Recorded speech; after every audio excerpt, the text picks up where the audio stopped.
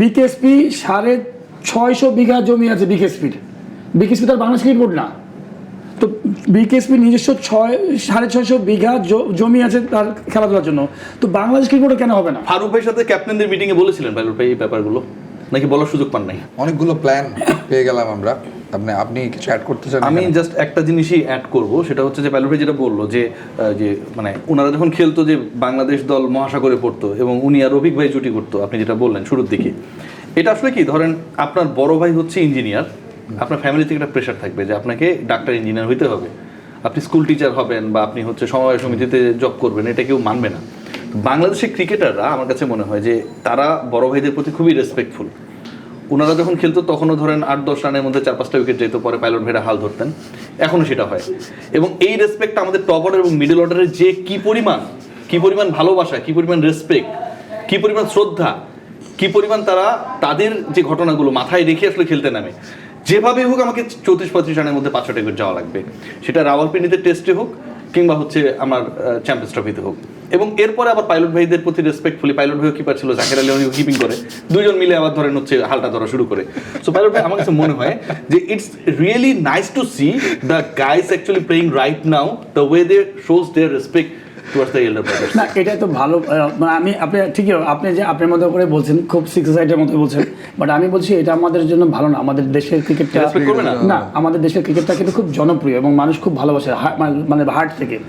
এটা আমার মনে হয় যে ভালো কিছু করা উচিত। আমরা আশা করি আর ভালো হোক, বিকজ আপনি হয়তো ক্রিটিসাইজ করে বলছেন, একটু মজা করে বলছেন, 4 ছক্কা মারা চিন্তা করছেন, বাট আমরা সবাই আশা করি যে, আমরা সবাই স্বপ্ন দেখি যে বাংলাদেশ, আমি আপনাকে এখনও বলি বাংলাদেশ ক্রিকেটের সুন্দর ভবিষ্যৎ আছে যদি আপনি ভালো মতো প্ল্যান করেন। উইদিন 5 to 10 ইয়ার্স আপনি দেখবেন যে খুব ভালো জায়গায় পৌঁছে যাবেন। যদি দেন টেন্ডুলকার, ব্রায়ান লারা প্ল্যানটা করে না কেন মানুষজন? এই তো আপনারই বন্ধু বান্ধব, ছোট ভাই বড় ভাই, এরাই তো আগে দেখেন সময় দেয় কিনা ইম্পর্টেন্ট। অনেকে আছে, শুনেন, আমার টিমে ধরুন 15 জন প্লেয়ার আমি খেলেছি, জি, তো 15 জন প্লেয়ারে কি আপনি মেধা সম্পন্ন? বাংলাদেশ টিমে যেমন আমাদের সময় খেলেছি 15 জন একটা স্কোর হয়তো খেলেছি, তো 15 জন মেধা সম্পন্ন। আপনি রাইট পিপুলকে রাইট জায়গায় নিয়ে আসেন। আমি বলছি না আমাকে নিয়ে আসতে হবে, আমি বলছি যে যার যেখানে বুদ্ধি আছে তাকে সেখানে ইউজ করেন। আপনি যেমন ধরেন এখানে আপনি বলুন কি প্ল্যান হয়েছে আমাদের ক্রিকেটার, কোথায় আমরা গেছি? এই আপনি 900 কোটি টাকা ছিল, সেটা 1300 কোটি টাকা পাইলো ভাই। 1300 কোটি টাকা আপনি 400 কোটি টাকা আচ্ছা ভাই, আপনি ছোট বলি 1300 কোটি টাকার আপনি একটা ক্রিকেট বোর্ডে একটা মাঠ দেখান, একটা ক্রিকেট বোর্ডের নিজস্ব মাঠ যে টাকা দিয়ে কিনেছে, মাঠ তো দখল হয়ে যেতে পারে সরকার পরিবর্তন হলে, টাকা তো ব্যাংকে আছে। আপনি বিকেএসপি 650 বিঘা জমি আছে বিকেএসপির। বিকেএসপি তার বাংলাদেশ ক্রিকেট বোর্ড না, তো বিকেএসপি নিজস্ব 650 বিঘা জমি আছে তার খেলাধুলার জন্য, তো বাংলাদেশ ক্রিকেট বোর্ডে কেন হবে না? ফারুক ভাইয়ের সাথে ক্যাপ্টেনদের মিটিংয়ে বলেছিলেন পাইলট ভাই এই ব্যাপারগুলো, নাকি বলার সুযোগ পান নাই? আমি কিছু অনলাইনে আমি এগুলো কিছু কথা বলছি যে দেখেন আমাদের স্কুল ক্রিকেট হচ্ছে বাংলাদেশে, আপনি দেখবেন যে ডিজিটালি ফোনে দেখা যায় যে আজকে ওই বিভাগে ওই ডিস্ট্রিক্টে এই চ্যাম্পিয়ন হয়েছে। আচ্ছা, ডিজিটালি চ্যাম্পিয়ন হলো, ঠিক আছে, আমরা কি সুন্দর আগে একটা সময় আমি একটু বলছি আগে একটা সময় ক্যাসেট সিডি প্লেয়ার যে ক্যাসেট ছিল ভিডিও, ওগুলো একটা সময় চলতো, এখন জেনারেশন চেঞ্জ হয়েছে, এখন ছেলেপেলে শুধু ফোন ইউজ করে। আপনি নতুন নতুন আইডিয়া তৈরি করবেন। আমাদের সাকিব, তামিম, মুশফিক এরা এত বড় ব্র্যান্ড প্লেয়ার, এদেরকে দিয়ে স্কুলের বিভিন্ন রকম ছোট ছোট প্রোমো বানান না, দেখছি তোমার স্কুল চ্যাম্পিয়ন হয় কিনা। সাকিব তামিম কি যাবে? না না না না না, ছোট ছোট প্রোমো বানানো ওদের অনলাইনে ছাড়েন না, বিসিবির কন্ট্রাকচুয়াল প্লেয়ার, ওরা তো বলতে পারে যে তোমার স্কুল দেখি চ্যাম্পিয়ন হয় কিনা, বা এরকম একটা উৎসাহ দেওয়া, গোটা বাংলাদেশে একটা কার্নিভালের মতো তৈরি করবেন, মানে বিকজ তারা স্কুল ক্রিকেটটাকে এমন জনপ্রিয় করতে হবে যেন বাচ্চার বাবা মা সহ সব স্কুল ক্রিকেট খেলার জন্য পাগল থাকবে। একদমই তাই কি না? এটা তো একটা সুন্দর প্রোডাক্ট ক্রিকেট ভাই, আপনি সমাজকে ভালো করবেন।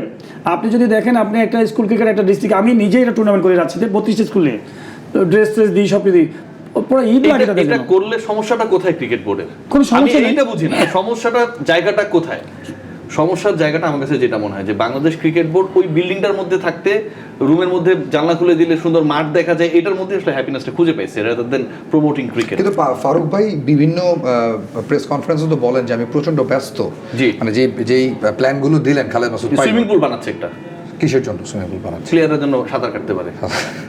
সিরিয়াসলি যে হাসেন না, হ্যাঁ এটা আমরা দেখছি। ঠিক আছে, আমার মনে হয় এখানে আমাদের একটা কোটা থাকবে, দুপুর 2:30 থেকে 3টা পর্যন্ত আধা ঘন্টা সাঁতার কাটতে। সাবেক ক্রিকেটার সাংবাদিকদেরকে অবশ্যই কোটা দিবে, বিকজ নাহলে ভয় থাকবে। না লিখলে ই করে ফেলবে। না, সাংবাদিকরা লেখালেখি করার পর এটা এমন একটা পর্যায়ে চলে গেছে পাইলট ভাই, এটা এখন আর গায়ে লাগে না। আপনি যখন এই যে রমজান মাস শুরু হচ্ছে, একটা সময় আপনি দেখবেন যে 10-15টা রোজা দেওয়ার পরে আপনার আর ক্ষুধা লাগে না, পিপাসা লাগে না। সো সাংবাদিকরা লিখতে লিখতে ক্রিকেট বোর্ডের অবস্থা এরকম, এখন কিছু যায় আসে না।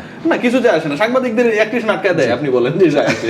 রিয়াসাত আজিমের ভাই ওয়েল প্লেড, ভালো knock, আজকে ভালো knock করছে। আজকে ভালো না করেছে। Thank you so much Riasat Azim, thank you so much Khaled Masud Pilot. We had a great discussion.